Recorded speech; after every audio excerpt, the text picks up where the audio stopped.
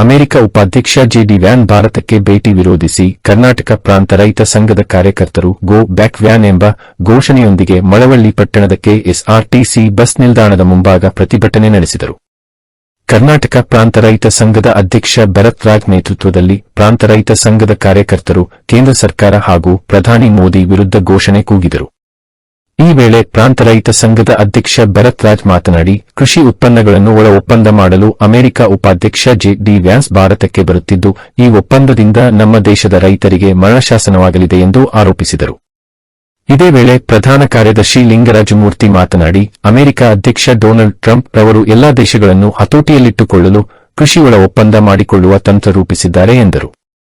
ಪ್ರತಿಭಟನೆಯಲ್ಲಿ ಪ್ರಾಂತ ರೈತ ಸಂಘದ ಪ್ರಧಾನ ಕಾರ್ಯದರ್ಶಿ ಲಿಂಗರಾಜಮೂರ್ತಿ, ಗುರುಸ್ವಾಮಿ, ಚಿಕ್ಕಸ್ವಾಮಿ, ಕರಿಯಪ್ಪ, ಸಿದ್ದರಾಜು, ಸಿಪಿ ಪ್ರಕಾಶ್, ಶಿವಕುಮಾರ, ಚಿಕ್ಕಮೊಗಣ್ಣ ಸೇರಿದಂತೆ ಹಲವರು ಇದ್ದರು.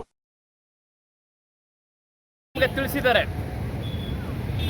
ಇಡೀ ಜಗತ್ತಿಗೆ ದೊಡ್ಡಣ್ಣ ಅಂತ ಕರೆಸ್ಕೊಳ್ತಾ ಇರತಕ್ಕಂತಹ ಅಮೆರಿಕದ ಕುತಂತ್ರವನ್ನ ಈ ದೇಶದ ಹಲವಾರು, ಈ ರಾಜ್ಯದ ಮತ್ತು ಈ ದೇಶದಲ್ಲಿರ್ತಕ್ಕಂಥ ಜಗತ್ತಿನಲ್ಲಿರ್ತಕ್ಕಂಥ ಹಲವಾರು ದೇಶಗಳು ಇವತ್ತು ಅರ್ಥ ಮಾಡ್ಕೊಳ್ಬೇಕಾಗಿರ್ತಕ್ಕಂಥ ಪರಿಸ್ಥಿತಿ ನಿರ್ಮಾಣ ಆಗಿದೆ. ಯಾಕೆಂತ ಹೇಳಿದ್ರೆ ಅಮೆರಿಕ ಪ್ರತಿನಿತ್ಯ ಇಡೀ ಇವತ್ತು ಅಭಿವೃದ್ಧಿ ಹೊಂದುತ್ತಾ ಇರತಕ್ಕಂಥ ದೇಶಗಳ ಮೇಲೆ, ಬಡ ರಾಷ್ಟ್ರಗಳ ಮೇಲೆ ತನ್ನ ಆಕ್ರಮಣಗಳನ್ನು ಏರುವುದರ ಮುಖಾಂತರವಾಗಿ ಆ ದೇಶವನ್ನ ಇವತ್ತು ಆ ದೇಶದ ಸಂಪತ್ತೆಲ್ಲವನ್ನ ಲೂಟಿ ಹೊಡಿತಕ್ಕಂಥ ಪ್ರಯತ್ನಕ್ಕೆ ಕೈ ಹಾಕ್ತಾ ಇದ್ದಾರೆ. ನಮ್ಮ ಭಾರತ ದೇಶದಲ್ಲಿರ್ತಕ್ಕಂಥ ಪ್ರಧಾನಮಂತ್ರಿಗಳು ಅಮೆರಿಕದ ಜೊತೆ ಸ್ನೇಹ ಮಾಡ್ತಕ್ಕಂಥದ್ದು ನಮ್ಮ ಭಾರತದ ಒಂದು ಹಿರಿಮೆ ಎನ್ನುವಂಥ ರೀತಿಯಲ್ಲಿ ಬಿಂಬಿಸ್ಲಿಕ್ಕೆ ಹೊರಟಿದ್ದಾರೆ. ಆದರೆ ಅಮೆರಿಕ ಮಾಡ್ತಾ ಇರ್ತಕ್ಕಂಥ ಕುತಂತ್ರವನ್ನ, ಅಮೆರಿಕ ಮಾಡ್ತಾ ಇರ್ತಕ್ಕಂಥ ಲೂಟಿಯನ್ನ, ಅಮೆರಿಕ ಜಗತ್ತಿನ ಹಲವಾರು ರಾಷ್ಟ್ರಗಳ ಮೇಲೆ ನಡೆಸ್ತಾ ಇರತಕ್ಕಂಥ ದಾಳಿಯ ಹುನ್ನಾರವನ್ನ ನಾವು ಸರಿಯಾದ ರೀತಿಯಲ್ಲಿ ಅರ್ಥವನ್ನ ಮಾಡ್ಕೊಳ್ಬೇಕು. ಯಾಕೆ ಅಂತ ಹೇಳಿದ್ರೆ ಅಮೆರಿಕ ನಿಂತಿರ್ತಕ್ಕಂಥದ್ದೇ ಶಸ್ತ್ರಾಸ್ತ್ರಗಳನ್ನ ಉತ್ಪಾದನೆ ಮಾಡತಕ್ಕಂಥ ಕೈಗಾರಿಕೆಗಳ ಆಧಾರದ ಮೇಲೆ. ಜಗತ್ತಿನಲ್ಲಿ ಏನಾದ್ರೂ ಶಾಂತಿ ನೆಲೆಸಿ ಯುದ್ಧಗಳು, ದೇಶದಿಂದ ದೇಶಕ್ಕೆ ಯುದ್ಧಗಳು ನಡೆಯಲಿಲ್ಲ ಅಂತಂದ್ರೆ ಅಮೆರಿಕದ ವ್ಯಾಪಾರ ನಿಂತೋಗುತ್ತೆ. ಅಮೆರಿಕದ ವ್ಯಾಪಾರ ನಡಿಬೇಕು ಅಂತ ಹೇಳಿದ್ರೆ ದೇಶಗಳ ನಡುವೆ ಯಾವಾಗಲೂ ಸಂಘರ್ಷ ನಡಿಬೇಕು, ಯಾವಾಗಲೂ ಯುದ್ಧ ನಡಿಬೇಕು.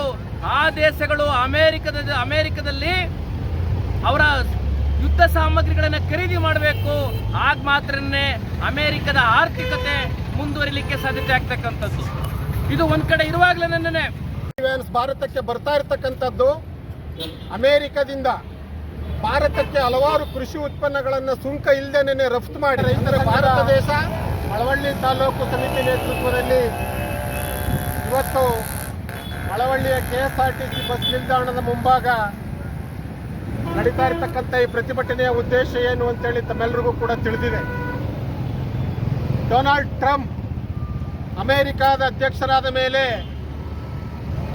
ಜಗತ್ತಿನಲ್ಲಿರ್ತಕ್ಕಂಥ ಹಲವಾರು ದೇಶಗಳ ಮೇಲೆ ಅಮೆರಿಕಕ್ಕೆ ಆಮದಾಗ್ತಕ್ಕಂಥ ಹಲವಾರು ವಸ್ತುಗಳ ಮೇಲೆ ವಿಪರೀತವಾಗಿ ತೆರಿಗೆಯನ್ನು ಹಾಕೋದ್ರ ಮುಖಾಂತರ ಜಗತ್ತಿನಲ್ಲಿರ್ತಕ್ಕಂಥ ಹಲವಾರು ದೇಶಗಳನ್ನು ತನ್ನ ಕೈ ಕೆಳಗೆ ಇಟ್ಕೊಳ್ಳೋ ಉದ್ದೇಶಕ್ಕೋಸ್ಕರ ಇದೊಂದು ರೀತಿ ತೆರಿಗೆ ಭಯೋತ್ಪಾದನೆಯನ್ನು ನಡೆಸ್ತಾ ಇದ್ದಾರೆ ಡೊನಾಲ್ಡ್ ಟ್ರಂಪ್. ಹೀಗಿರುವಾಗ ಆ ಒಂದು ಏನು ಬೇರೆ ದೇಶಗಳಿಂದ ತಮ್ಮ ದೇಶಗಳಿಗೆ ಆಮದು ಮಾಡ್ಕೊಳ್ತಕ್ಕಂಥ ಸರಕುಗಳ ಮೇಲೆ ವಿಪರೀತವಾಗಿ ತೆರಿಗೆ ಹಾಕಿರ್ತಕ್ಕಂಥ ಡೊನಾಲ್ಡ್ ಟ್ರಂಪ್ನ ನೀತಿಯ ವಿರುದ್ಧವಾಗಿ ಚೀನಾ ದೇಶ ಅಮೆರಿಕದಿಂದ ಚೀನಾಕ್ಕೆ ರಫ್ತಾಗ್ತಕ್ಕಂಥ ಹಲವಾರು ಸರಕುಗಳ ಮೇಲೆ ತಾನೂ ಕೂಡ ತೆರಿಗೆ ಹಾಕೋದ್ರ ಮುಖಾಂತರ ಡೊನಾಲ್ಡ್ ಟ್ರಂಪ್ನ ವಿರುದ್ಧವಾಗಿ ಡೊನಾಲ್ಡ್ ಟ್ರಂಪ್ನ ನೀತಿಗೆ ಸವಾಲು ಎಸಗಿದೆ. ಆದರೆ 56 ಇಂಚಿನ ಎದೆಯುಳ್ಳ ನಮ್ಮ ನರೇಂದ್ರ ಮೋದಿಯವರು ಡೊನಾಲ್ಡ್ ಟ್ರಂಪ್ನ ಈ ನೀತಿಯಿಂದ ಬೆದರಿ ಡೊನಾಲ್ಡ್ ಟ್ರಂಪ್ ಹೇಳಿದ ರೀತಿ ಕೇಳ್ತಾ ಇರ್ತಕ್ಕಂಥ ಘಟನೆಗಳನ್ನು ನಾವೀಗ ಕಾಣ್ತಾ ಇದ್ದೀವಿ.